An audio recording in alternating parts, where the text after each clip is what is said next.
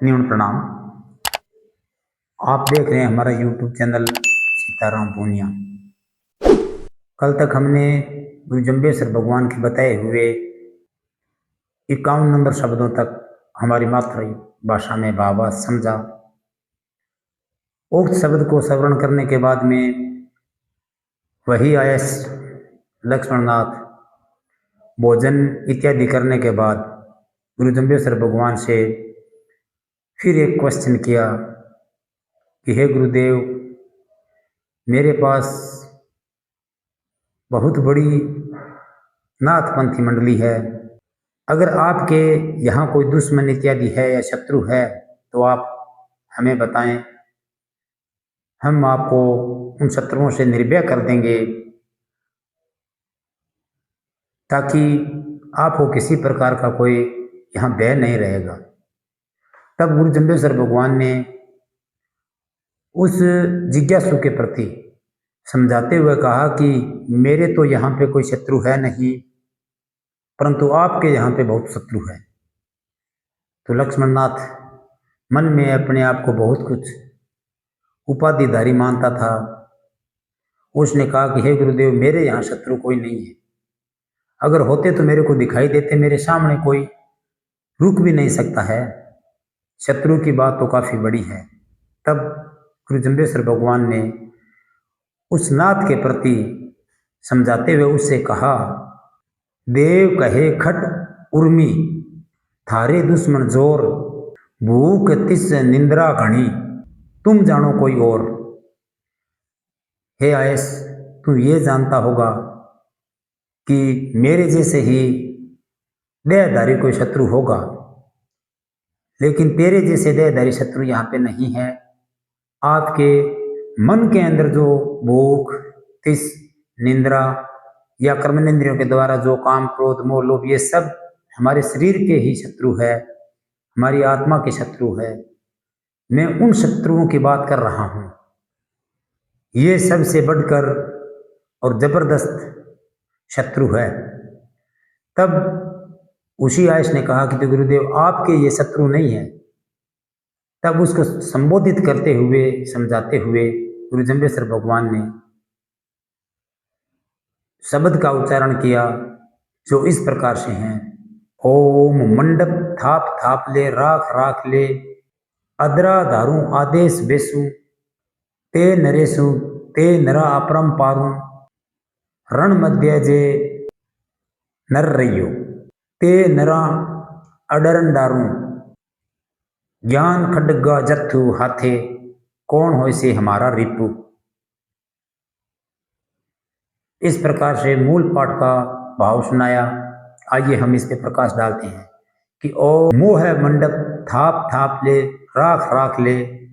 हे आयस, ये जो मोह रूपी माया है या तेरे शरीर के अंदर जो लोभ है उसको थाप ले, यानी उसको कंट्रोल कर ले, उसको वश में कर ले या उसको तू काबू में कर ले।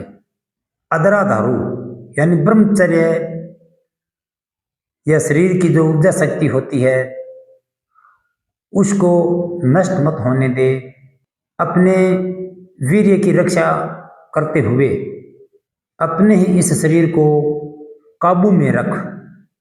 आदेश बेसु, जो गुरु के उपदेश दिए हुए हैं उस पे जरा ठहरो, या जो गुरु के आदेश दिए हुए हैं उस आदेश के ऊपर आप चलो।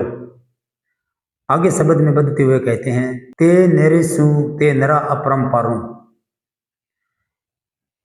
ते नरेशु, नरेशु तात्पर्य यहाँ पे नरेश राजा के लिए कहा है। तो यहाँ राजा कौन है? हमारे शरीर का जो राजा हमारा मन है,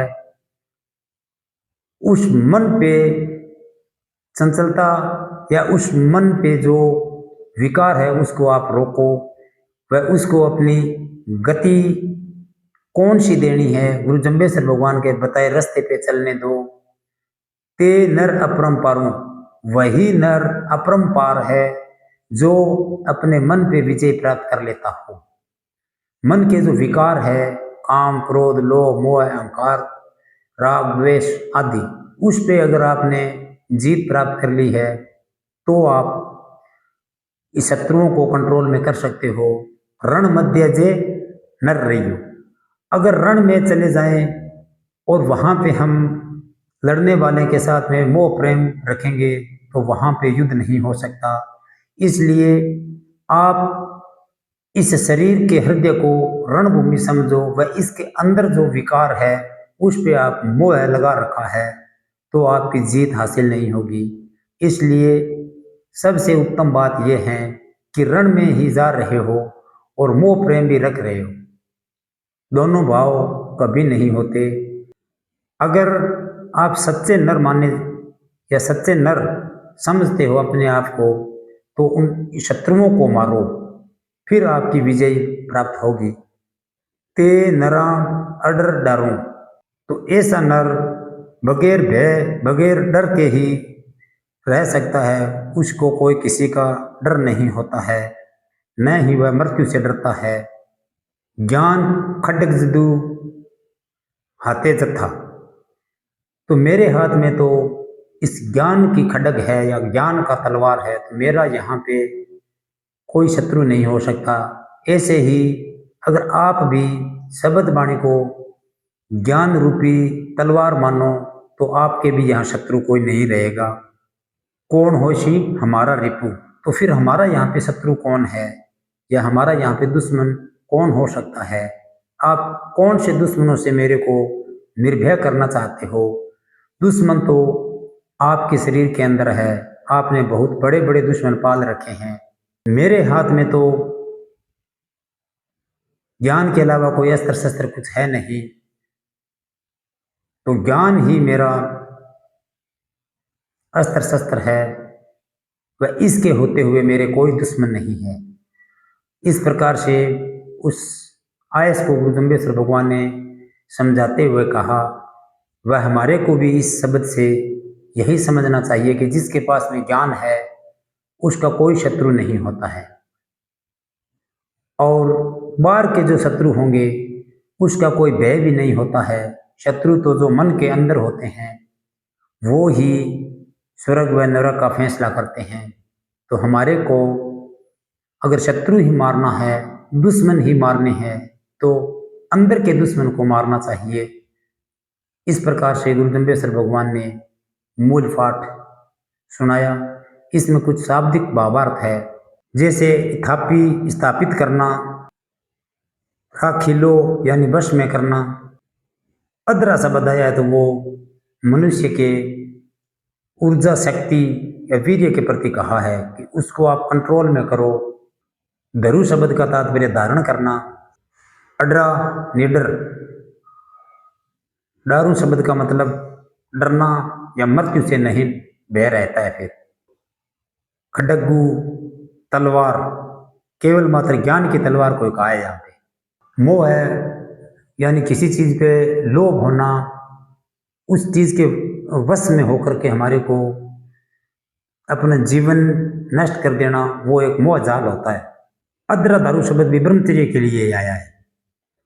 उपदेश गुरु के आदेश मानना, बेसू बैठना या शांत रहना। नरेश राजा को कहा है, लेकिन मंद रूपी राजा को कहा है यहाँ पे। नरा नर के लिए उपयोग हुआ है। रण युद्ध क्षेत्र को, यानी हमारे अंदर जो विकार चल रहे हैं उसके साथ युद्ध करने को कहा है। रिपु दुश्मन या शत्रु। तो इस प्रकार से आज हमने शब्द नंबर 52 पर प्रकाश डाला। अगर कोई भूल हो गई हो तो कमेंट में बताएं। वह मिलते हैं अगले नेक्स्ट वीडियो में, तब तक के लिए न्यून